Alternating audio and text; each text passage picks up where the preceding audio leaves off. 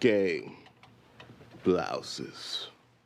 All right, here we go. We are back. Week 5 and Week 6 episode today. So if you won those 2 weeks, congratulations. If you didn't, I'm sorry that we're going to have to relive a potential double loss for you. Most of us didn't lose both weeks, so we should be all right. Look, this is where we're starting to get into the thick of it. Some teams are really starting to emerge. Some teams are starting to fall. Some teams are starting to plateau a little bit. So this is where the league gets interesting. These mid weeks where people start to get a little banged up, people start resting a little bit more, and now we have this in-season tournament stuff that is going to affect our Week 7 matchups. But Week 6 is now concluded. We'll get into the standings at a later point. They are not updated as of now because it is still Sunday night, although there weren't any games tonight. So we will get into that. I will make sure that we talk about that at some point, whether it be on an episode or just in the chat. But a couple of questions that I have first, right off the bat, is: are the Bucks bad and we just don't know it yet? This is something that I've been kind of watching them deal with recently. Obviously, we know the departure of Drew Holiday is going to cause some problems for this team potentially in the playoffs and to potentially make a deep run. And you know, a lot of it right now circles around not only the availability of Dame and Giannis, but it's also a little concerning that we are having a little bit of not a little bit, a considerable drop off in their third option, which is Chris Middleton. So I don't know if they're bad. I don't know if they're great. I think they're just all right now. I think they are gonna figure it out. They have the star power, the coaching, and the personnel to certainly do that. We've seen this before, but I don't know. There's a lot left for me to a lot of things left to be desired for this team going forward. It's tough. 20 games is I think a fair enough sample size to know that you're not doing that well defensively as a unit, but I think it's a little bit it's not as true of a sample size because of the fact that you bring in somebody like Dame that you know is going to tilt the scales offensively, where Drew Holiday does not do that. So my other question is, what's going on with the young Bucks, dude? Not the actual Milwaukee Bucks, but the young guys in here. The young teams are paving the way right now. Orlando, unfortunately, the win streak is now gone since we have put out that Magic rant. They're 8-1, so that's not bad. But yeah, the Thunder and the Magic still at the top. And although Minnesota is not a young team per se, with a 36-year-old Mike Conley running the point, I still consider Ant in that bunch of young guys that are, you know, kind of elevating themselves and their teams to the top of the conference. As of right now, Minnesota's still at top of the conference. So it's just something to look out for. Injuries were kind of weird these last couple of weeks. There was some resting going on. There were some guys in and out of lineups. There was some returns that happened. CJ McCollum came back, which is good, and then I think they rescinded that, so he played, and then he's going to get further evaluated, I believe. But for that same team, Trey Murphy also came back. Bogdanovich from Detroit came back. That's a guy that I would be looking at if you are in need of a, I guess, guy that's going to get a lot of buckets at that position at a waiver wire slot like that. He might be a 20-point guy for the rest of the year for them. He might have to be. So we'll see. Just to keep an eye on those things. Zach LaVine was out for me this week. Kevin Durant up and down in week 5. Steph Curry, the same thing. And we had Embiid going in and out of lineups. We had Maxey going in and out of lineups. We had Zion doing the same thing. Kristaps Porzingis ended up going out against the Magic last Friday, the Black Friday game, and he's not going to be available. Drew Holiday also up and down. So there's a lot of injuries going on, a lot of day-to-day stuff. This is where we start to get into it right now. A lot of nicks, a lot of cuts, a lot of bruises, soreness, tweaks, tears, pops, strains, stretches. Just all of it's going to come to light very soon. So just keep an eye on your lineups and make sure you are paying attention to the injury reports, because they are not as accurate and stringent about it as football. A lot of the times in basketball, you will not know a guy is playing until possibly 10 to 15 minutes before the game. So it's just something to keep your eyes peeled for.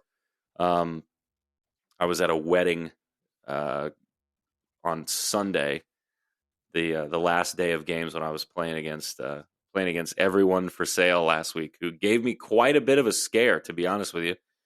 I was down 7-2 going into the weekend, so had to really get my ducks in a row, and ended up figuring out that Kevin Durant was sitting maybe 15, 20 minutes before the game started, and I had to do a quick little Hail Mary and throw Cam Johnson and Dinwiddie in there for Levine and Durant, who are out. And it worked out, but it's not always going to. So I would like to, before we jump into it, I just want to say, fuck fantasy football. We're almost done. Hell yes. Cannot wait to be done with that sack of shit team that I have right now. So excited to be done with that. I'm a terrible manager. I'm not a good person to play fantasy football with. And I'm just not smart. I don't know anything about defense. I don't know anything about the offensive schemes. I don't know anything about really jack shit about football. And here's the thing. A lot of the people that you talk to on a day-to-day basis, they don't fucking know anything either. So take it with a grain of salt, whoever you're talking to about football. Unless they played the game, football's just very confusing to get right, I feel like, in fantasy. Basketball is a little bit easier to fuck up. You get more chances to make it happen. So, all right, taking a look at the first matchup from last week. That would be week 5. I know I'm saying last week. This could also mean week 6, but we're sticking to week 5 right now, so we're a little behind. But that was Everyone for Sale versus Curry on My Wayward Son. That is me, the commish. I took this one 5-4. Not a whole lot here that really was, although it was close, it wasn't a matchup of the week per se. I did kind of edge it out in 3-pointers and in rebounds. At the end of Sunday, I ended up getting a huge boost from Cam Johnson and Evan Mobley and Rudy Gobert, Jaren Jackson, that were all playing. So thank goodness for that. We had a tie also in our next matchup. Don't go Jason Waterfalls. Where's my fucking sound? Where's my producer's fucking fired? That piece of shit. There we go. That's a tie. 4-1. They tied in rebounds, 216 apiece. Could it make any more poetic beauty than it being tied at 216? I fucking love it. So that's Luka Doncic and don't go Jason Waterfalls. That was a good positional battle. They're still right around the same slot right now. That tie could make a difference. It did last year, so just something to look out for. Don't go Jason Waterfalls dominated in points and threes. I mean, he was shot very well from the free throw line too, over 80%. Anytime you're over 80, it's good. Had a few guys in the high 80s this week too. But he was sitting at 81% from the line, over 200 rebounds, over 175 in assists, and 96 threes. That was the most by a fucking lot in this. The closest to him was Fleeced and Feathered with 79 threes. We'll get into that matchup in a sec. But he also almost cracked 800. He had 766 points, which was also a league high that week in week 5. So nice job to Don't Go Jason Waterfalls. Let me give you a hand there, buddy. And also, I mean, a very good showing from Dom as well. He staved him off and ended up shooting 1% better than him from the field, which always is up and down on Sunday. Up by 2 blocks and up by 3 steals. Killed him in turnovers. I don't know how that happened. Shot terribly from the line, but I don't know. That could be the Luka Doncic effect. I said Doncic. Holy shit. The Luka Doncic effect. Just he has a tendency to miss those. I didn't dive too deep into that, but I would assume, based on him being on my team last year, I was a victim of this multiple times. So yeah, but still very good way to fight, man. This was one where Dom was not swinging any categories. other than rebounds. So I mean, it just had to work out. And Jesse's got lucky with these rebounds. Jason Waterfalls, excuse me. He's gotten lucky the last couple weeks. Not saying that this team isn't good, but it has come down to very slim rebounding margins. So just be on the lookout for that going forward.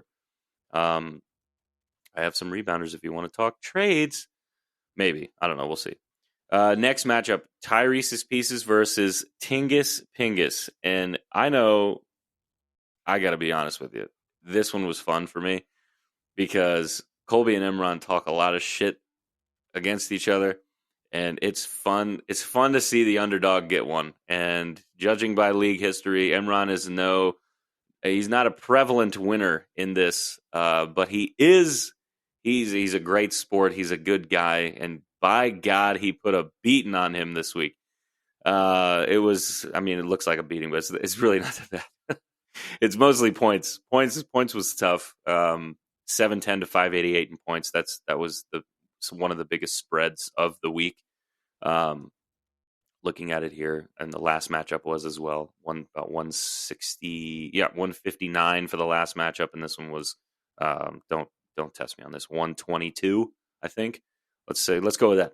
But yeah, it was a big point differential. Both of these guys pretty middle of the pack in terms of total stats, but Imran had a good week. He jumped a couple spots in the week 5 power rankings. He would have beaten quite a few teams with that 710 and 73s. That's not a lot, not something to sneeze at.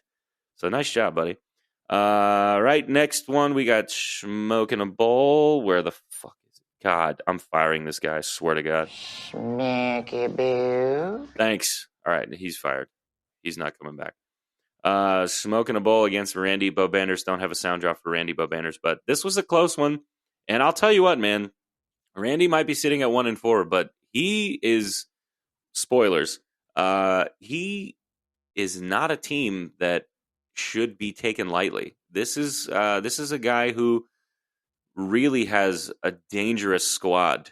And going forward, this is going to be an interesting thing to kind of see shake out because, despite losing this, Randy puts up 718 points. He shoots 52% from the field, 236 in rebounds. A lot of the times, 236 is going to win you probably 7 out of 10 matchups. And he's doing well. I mean, his team is going to be fine. Giannis leading a team in fantasy with those stats, high field goal percentage, lots of rebounds, and the only thing you're going to take a big hit in is free throws, which he shot 72 from the line, which is not so great. But Brian, without Jamal Murray, he's still staving off a lot of these offensive attacks that teams are bringing towards him. Not to say that Jokic is not one of them himself, but Randy has some guys on the team that have just been popping off. I mean, 718, that was our second highest point total in the league, and he ended up losing the matchup. But it was close. It was very, very close. Not our matchup of the week. That was obviously the tie, but congrats to both teams. That was, super competitive. The record for Randy might be deceiving. Just so you know, spoilers. We'll get into that week 6. And then our final matchup of the week, the brothers, week 5, long neck lifters, big beer guy over here against Fleeced and Feathered. Fleeced took this one, and it was pretty much out of reach by the time the weekend rolled around. But Jack hung in there for as long as he could, but there was just no stopping this offense this week in week 5.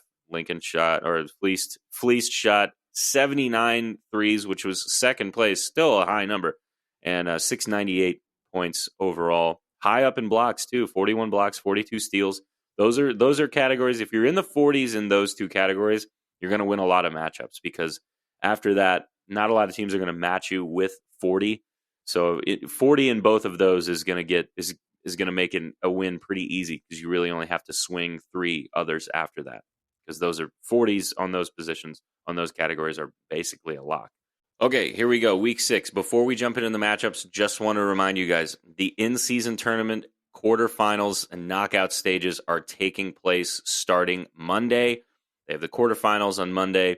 Then we work into the semifinals on Thursday, I believe. And then Saturday is going to be the championship for the in-season tournament. Quarterfinals are Monday and Tuesday. Wednesday and Friday are 2 full days of games. So make sure you keep an eye on that. There are only 6 acquisitions this week that you are allotted because there are only 6 days of games. So make sure you're paying attention and using the waivers appropriately. There are only going to be 2 games on Monday and Tuesday, and there are only going to be, I believe there's going to be just 2 games on Thursday and then 1 game Saturday. So keep an eye on this, and I'm sorry in advance. I know this schedule kind of fucks everything up, but just keep an eye on it and make sure that you're kind of watching who's playing when, and just make sure you're not wasting anything on somebody. Here we go. Week 6. We'll start with me, the commish. Curry on my wayward son. Do I hear 6-0? I think I do. Happy honeymoon, by the way, Brian. Sorry to put a damper on that. He looks like he's having a fucking blast in Japan. It's pretty sweet, dude. Congrats there. Yeah, I took this one 6-3. To be honest with you, thought it was going to be a lot worse, but he turned up the heat last night. He ended up getting a huge swing in steals. I think he upped me by 10 steals last night, and he got some help with the assists. He edged it out by 2. So I really wanted to 9-0 this motherfucker so bad. I wanted to get him, but I couldn't do it. But that, I mean, yeah, Brian's team it's tough. It's competitive. It's going to get even better when Jamal Murray comes back. So I don't think this matchup really says a lot about me. I'm still waiting to feel comfortable about my team with a strong win. I don't feel like I've had one yet. This is probably the closest to it, but we'll see going forward. But 6-0 is 6-0. I'll take it.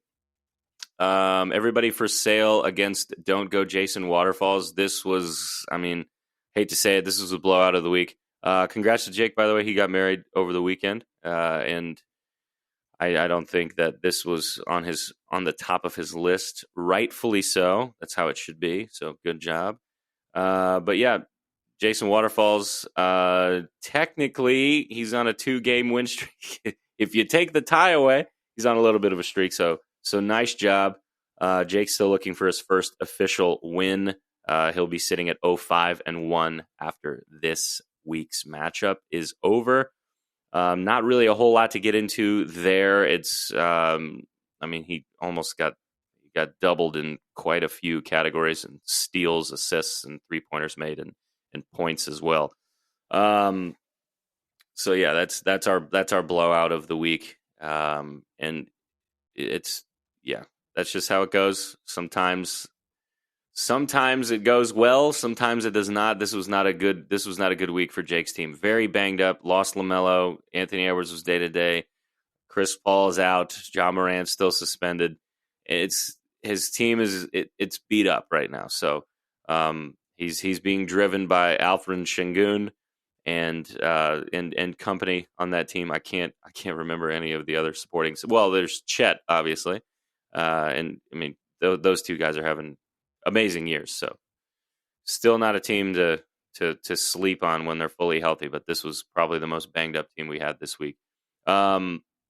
Luka Doncic versus Tyrese's Pieces. Hold the phone, Cotton. Luka Doncic got a cannon this week, dude. Jesus. Tyrese's Pieces coming off a nice win against Colby, a seasoned rivalry. And despite shooting 89.5, we'll round it up. We'll give it a math credit round up. 90% from the free throw line. He did not win any of the counting up categories.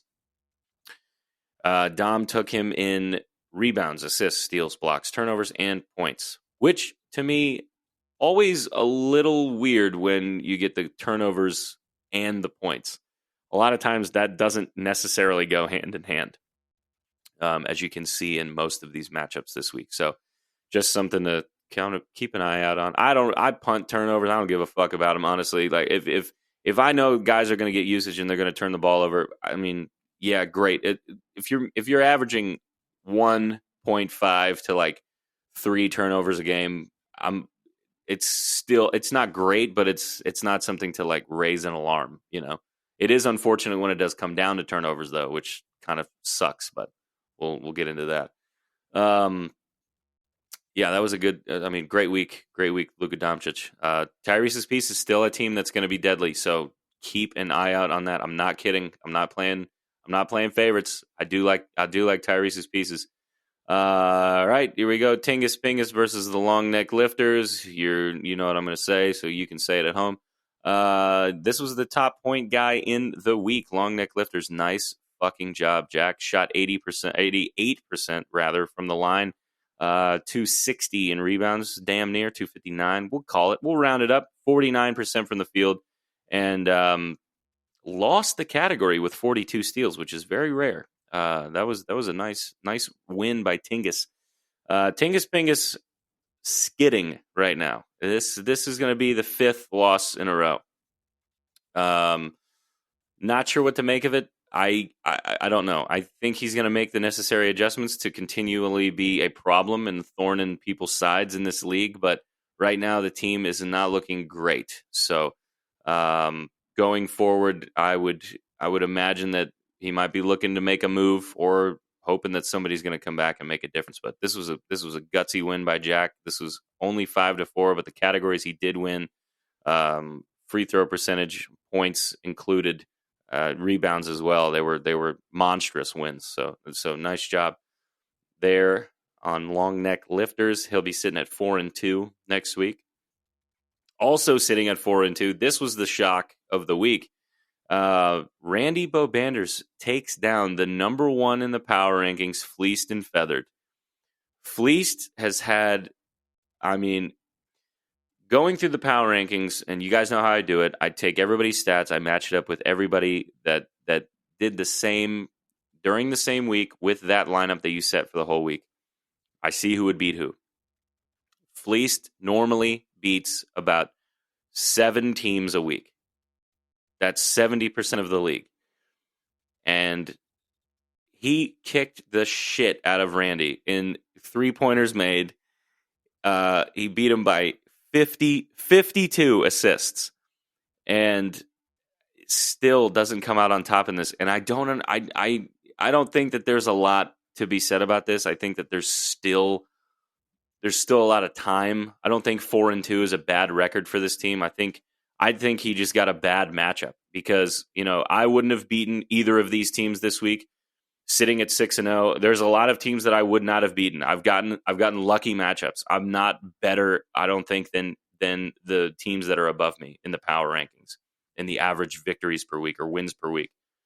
So this matchup was a little confusing to me because Randy just figured it out. He shot 52% from the field, 682 in points, which Fleeced does not normally get outscored. Normally, he's in the 700 range. I know it's a day less of games. We had that last week, too, if you remember. So, still in the 600s, but a little bit of a lower production all around here. A little bit lower in rebounds, a little bit lower in the points as well. And the field goal percentage overall was a little bit less than last week. So, Long Neck Lifters and Fleeced and Feathered both going to be sitting at 4-2 at a tie for second place going into Week 7. Week 7 Fleeced and Feathered matchup is yours truly, Curry on my wayward son. It's going to be an interesting one because not a lot of us have a lot of heat going. Not heat players, just heat in general. Not a lot of full lineups. Wednesday and Friday are going to be the 2 days that you are going to need to set it for sure.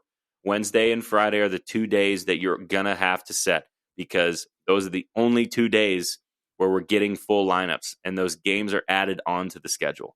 So they weren't originally there, but now that the knockout rounds have taken place and the seedings and everything are worked out with the in-season tournament in Vegas, all the other teams that didn't make it are playing games on Wednesday and Friday in between to kind of hang out and do that. So there's that. Make sure you set your lineups this week. It is going to be a weird one. Okay, don't blow a waiver pickup on somebody just because they're playing one game. It might not be worth it, but you do need to at least put people into the lineup to make it worth your while. So, Yep, I think that's it. That's our week 5. That's our week 6 matchup. I'm going to get into the power rankings when we get back, and then we will talk about some Magic news, some in-season tournament predictions, and then we'll be out of here. So we'll be right back. Okay, time for the power rankings. I hate editing these, so we are going to hopefully make this a hell of a lot easier. Got my trusty notepad here. We're going to start from 10 to 1. Number 10, everybody for sale, everyone for sale at 1.5 wins per week. Not looking great. It's sliding a little bit. And remember, last place, we got the paintball run in just your undies. So make sure you're not one of those guys. Looks like everyone for sale is in the front running for getting blasted by a bunch of paintballs. So a lot of time to change that, though. So we'll see. Number 9 at 2.75 wins per week, you got Randy Bobanders. He is 9 and 10 are stagnant. They have stayed the same the last couple of weeks. No changes there, but there have been some changes from 8 to 1. The first change that we have, sliding down a spot from week 5 in the power rankings. So you do the math since we didn't do the week 5 power rankings. Tyrese's Pieces at 3.6 wins per week. He was up. He was on the up. He was streaking a little bit, and last week, week 6 did not really treat him very well. But I don't imagine that being something to be consistent. So number 7 at 3.75 wins per week, we got Schmerkebeu. He's down a spot from 6, and it's all going 1 up, 1 down, 2 up. It's weird. Everybody in the middle of the pack right here is they're kind of hanging around. Everybody's within 1 win per week of each other. Our 8th place and our 4th place are separated by 1.5, or excuse me, 0.5. So it's just something to take with a grain of salt. Just because you're 8th place, Tyrese's Pieces, does not mean that you're far off from the top of the pack, because you're right in there. Same thing with Smoking a Bowl. And same thing with these guys. Don't Go Jason Waterfalls. Down 2 spots from week 5, but still at 3.83 wins per week. I think that's damn good, considering the fact that this week kind of took a stinker, and there wasn't a lot of victories that he would have had around the league, which is what brought him down those 2 spots. Skyrocketing, getting 4 spots up from last time, technically, because he is tied for 4th. Week 5, he was in 8th place with 3.5 wins per week. Now, Tingus Pingus, who the fuck is that guy? Up at 4.1 wins per week. Nice job, buddy. Let me give you an applause. Where's my producer? Oh, I fired his fucking bitch ass. That's why. No. There we go. Very nice. Good job, Tingus. Jumping 4 spots. And then another guy that deserves a round of applause. I won't do the button again. I think twice is enough. Luka Doncic at 4.1 wins a week as well, tied at that 4th spot with Tingus Pingus. He's up a spot from 5 in the power rankings last week. And then number 3, number 2, and number 1, spoiler alert, they're all the same, but we'll break it down accordingly. Sitting at 6.5 wins per week at number 3, that's the Long Neck Lifters, big beer guy. I think he's going to stay here for a little bit. He might get a little help next week because of the weird scheduling. Maybe he'll jump to 2. This is very close. Only 0.16, excuse me, 0.1 ish, 0.2 separating these guys. I kind of rounded the numbers and fudged them a little bit, so it's not accurate. It's not 100% accurate. It's right. The numbers are right, but it's all fluffed. So at number 2, Curry on My Wayward Son. That is me at 6.67 repeater wins per week.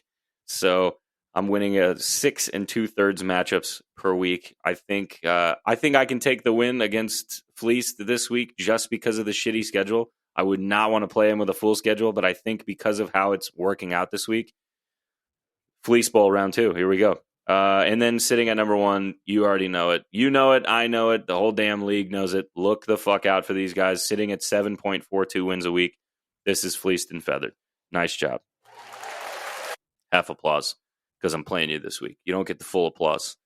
A lot of shakeups, a lot of things that can still happen. A lot of really interesting matchups this week. So, taking a look at what's going to happen next week is going to be, I don't really want to make any predictions because the schedules are kind of they're funky and there's not really a whole lot going on over there. So I don't really want to do anything with that yet. So we're gonna wait until week 8 to do a matchup prediction to where we can see a full schedule of games happen. The in-season tournament is happening. It's starting tonight when this comes out. It will be the first set of games are going to be the quarterfinals taking place in Vegas. The Eastern Conference game tomorrow night will be the Celtics versus the Pacers. I have the Celtics in that. I think the Celtics are still pissed off at the Magic, and they definitely took it out in Chicago. Holy shit. Speaking of which, Chicago, I think it's time. We got to blow it up. I know there's a lot of trade talks. There's a lot of rumors about DeMar DeRozan going to the Knicks, the Heat, somebody, a potential Caruso reunion for the Lakers, LaVine. I've heard people in Orlando Magic forums talk about LaVine. I don't know if I want to deal with that right now. I think we're okay. Let's not break anything before it's, Jesus Christ. Let's not fix anything before it's broken. I don't think we're broken yet. I mixed that saying up. Jeez. Okay. And then the Western Conference game is going to be the Pelicans versus the Kings, which I think that's great for basketball. The Kings and the Pelicans are two teams that I think need to be talked about. I think they need to be healthy, and I think they are just two very, very good basketball teams that the casual fan would be like, Sacramento? Oh, really? Really? Oh, I remember Mike Bibby. Like, yep, it's De'Aaron Fox time. So the Pelicans are it's weird right now. I do like Jordan Hawkins. I do like what they have at the guard spot. I like Trey Murphy a lot. I think he offers a lot when he comes back full. I think he's going to be exceptional. He's a great athlete, a great shooter, very lengthy.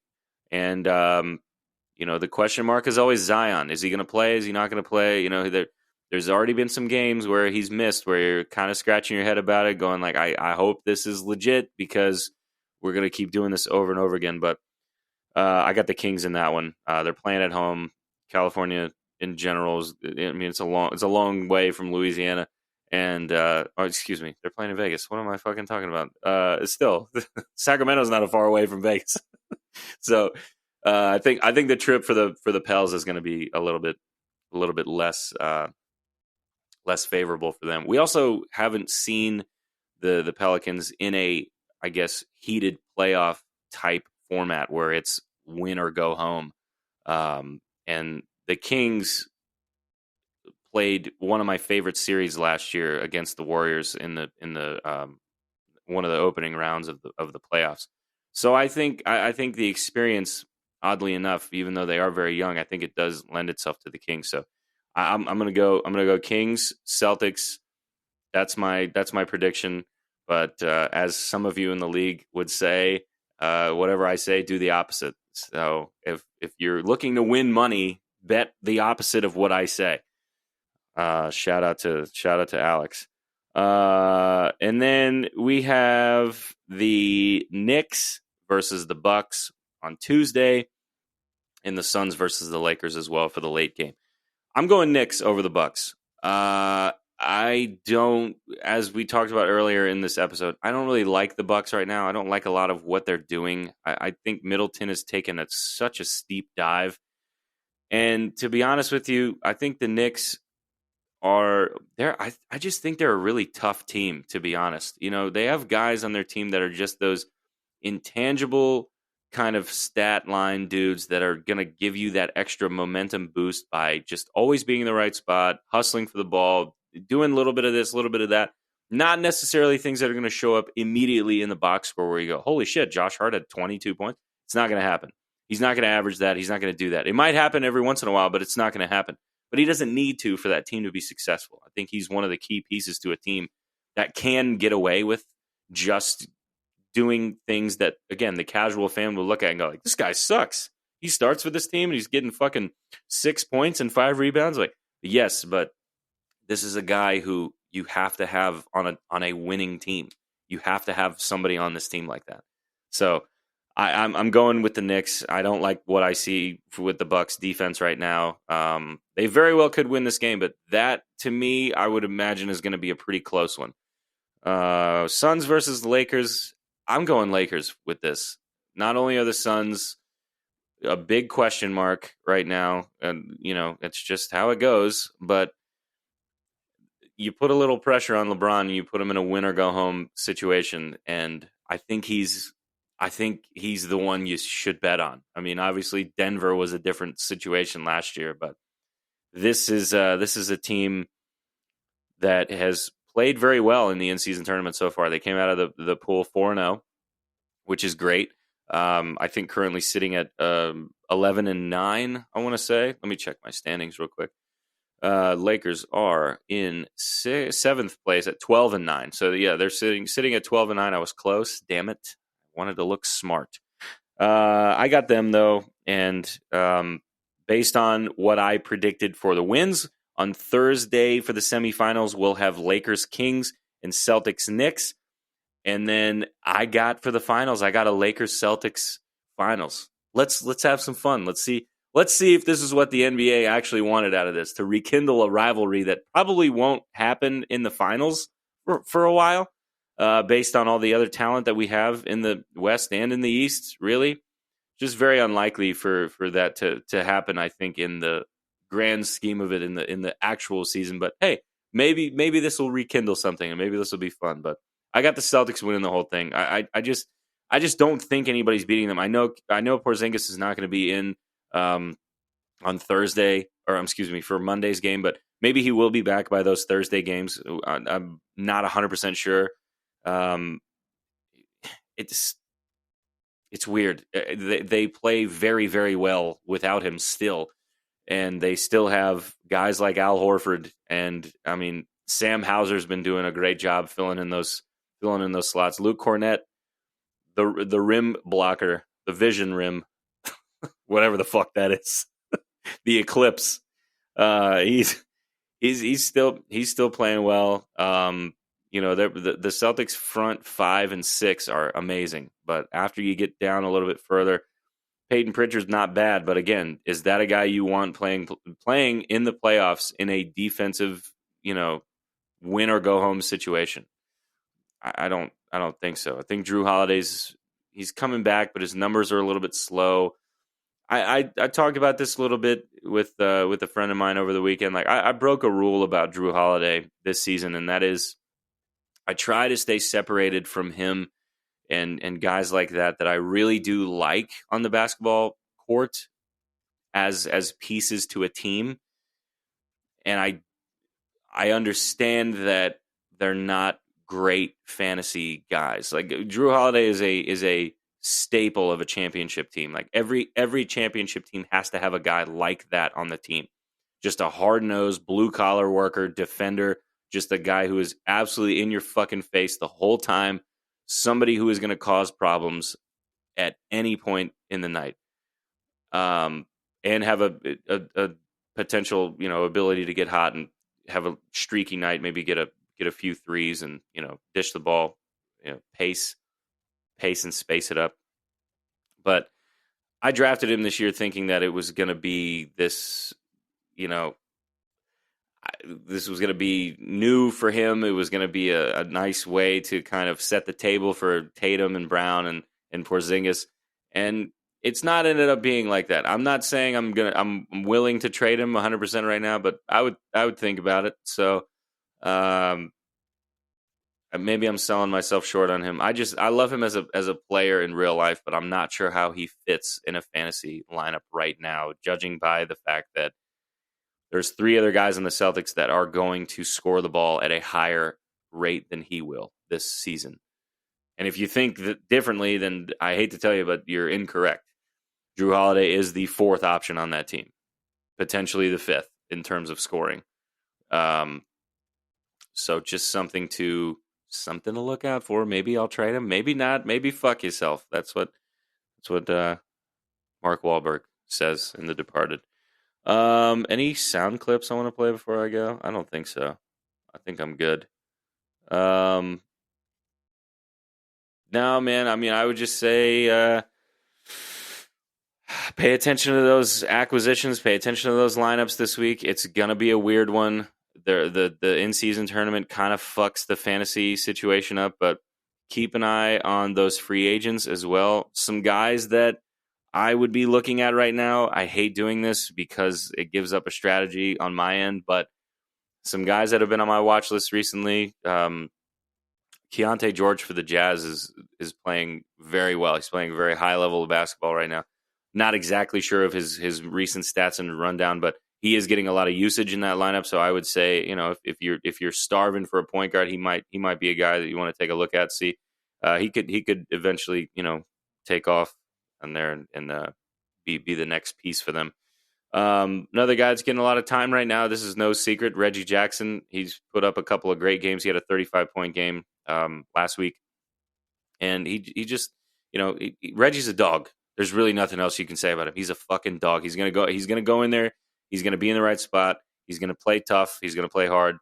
He's gonna bounce back no matter what you throw at him, and he's gonna be where he needs to be and get the ball to the right guy. He's not gonna take touches away from Jokic, but at the same time, he's ready to shoot in case the defense collapses. So that's a guy that I'm looking for. We talked about it earlier in the episode. Bogey Bogdanovich coming back from for Detroit. Already put up 22 in his first game back. So if that's a guy, if scoring is a need for you, everyone for sale, Randy Bobanders, those guys at the bottom of the pack, Tingus Pingus, sitting at 1-5 and 0-4-1 or 0-5-1, whatever. You guys at the bottom of the pack, that might be a guy that can help you out a little bit. He might be a 20-point guy again because he might have to be. So just take a look at that. And then potential 6 man of the year candidate Cole Anthony coming up. He's been in and out of my lineup a couple times this week, and I got to say, man, I was very low on him this season, but the boys have figured out a way to make this really fun. The bench is very good. We have one of the best benches in basketball right now, which is never a thing. We've had bad starters before. Now we have a solid 5 and a couple of guys coming off the bench that can really give you that spark and bring the energy into the Amway. So it's very exciting. And then just to show you that I'm not being biased and I'm not being a dickhead, I unfortunately have to acknowledge the fact that a guy that you need to be looking at and looking out for in this lineup, in this fantasy categories league, is Jaime Jaquez Jr. He's playing very good basketball. I know a lot of my friends are going to say, "You son of a bitch, how dare you point this out?" And there's also people that are going, "I knew it. I knew you couldn't stay away. Scouting department, look at that." Like, all right, we get it. We get it. Okay, don't kick me when I'm already down. Okay, I wasn't riding high in those early 2010s like you guys were. So it takes a lot out of me to compliment a member of this team, but I'll do it anyway. He is a guy that's going to get a lot of touches right now. They've played him in a lot of long fourth quarter stretches, so just something to kind of keep an eye on.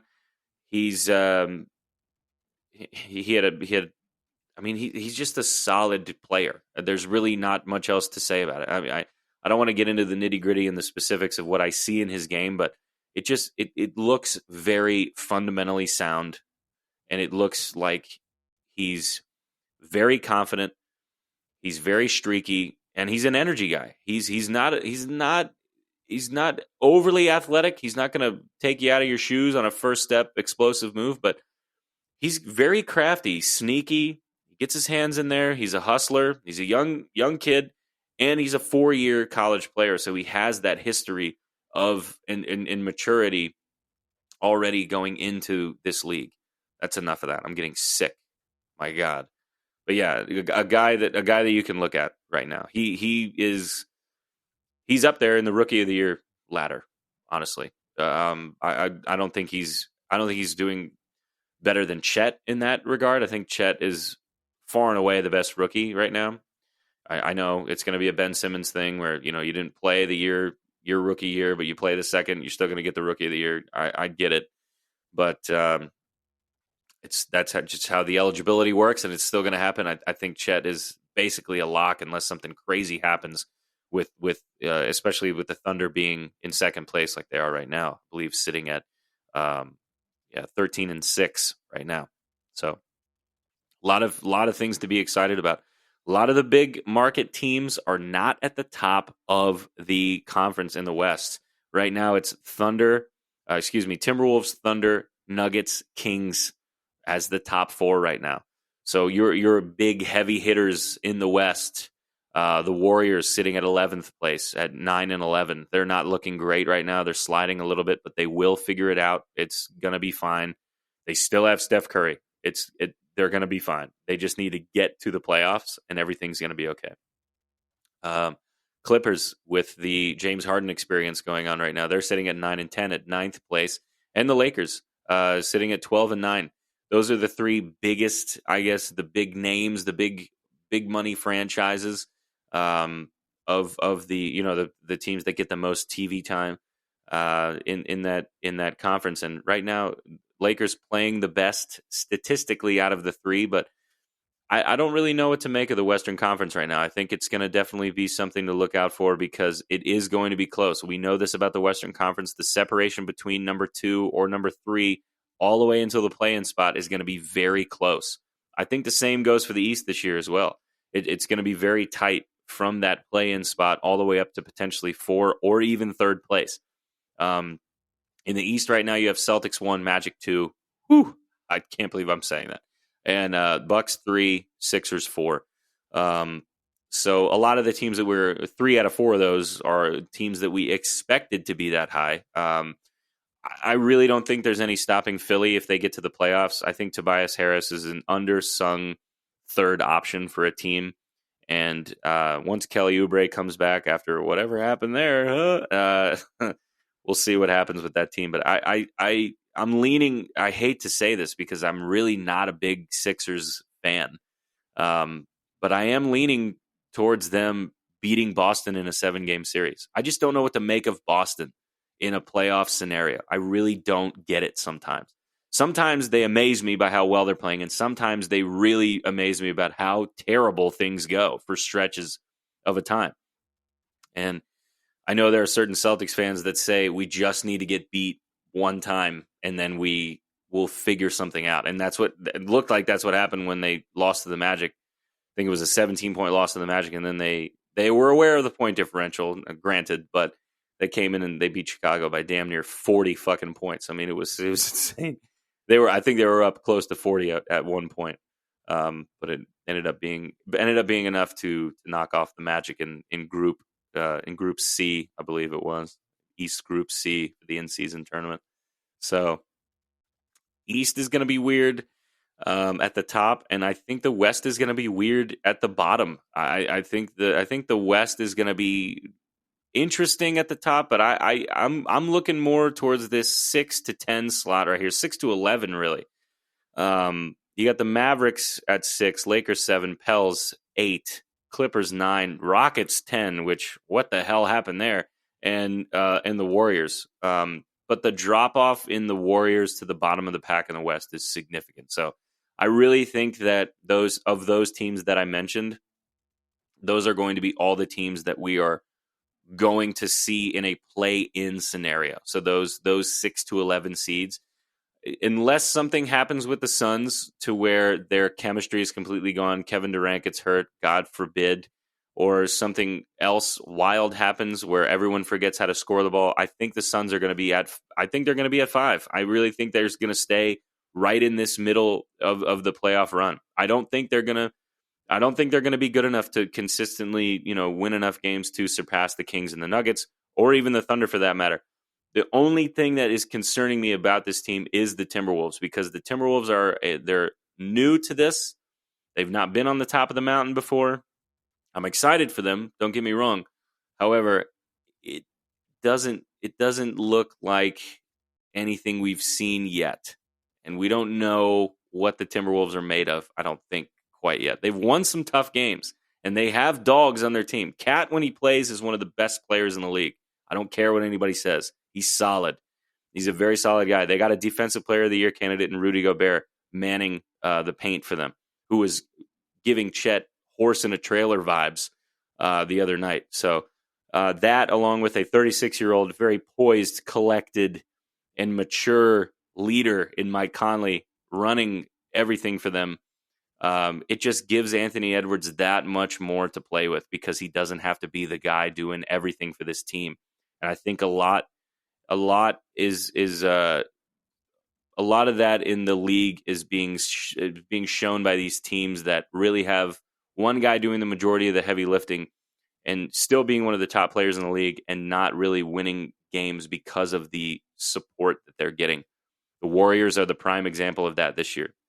Not a lot of help in Steph's stable right now. Klay Thompson having a historically bad shooting year right now. He's going to be fine.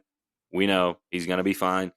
But Draymond coming back from the suspension, it seems off. He seems like he's still doing the same shit.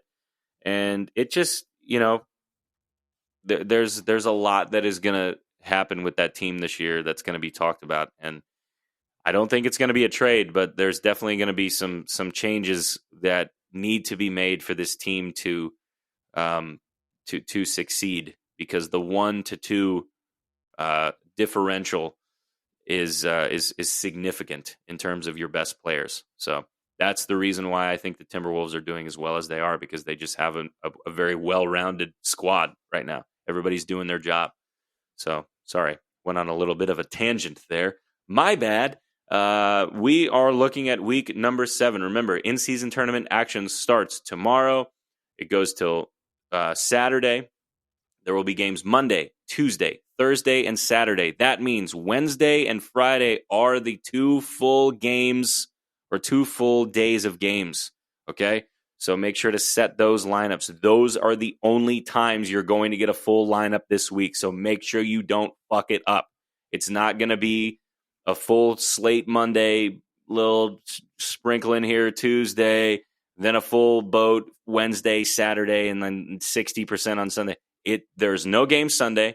There's one game on Thursday, one game on Saturday, 2 Thursday, 2 Tuesday, 2 Monday.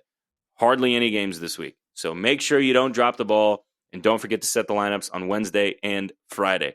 I know this was a league-specific episode. We're going to get back to making some more, I guess, more consumable content for the folks outside of the league. But if you are listening and you are outside of the league, thank you very much for listening to the podcast that one future single dad called the most boring thing I've ever heard in my life.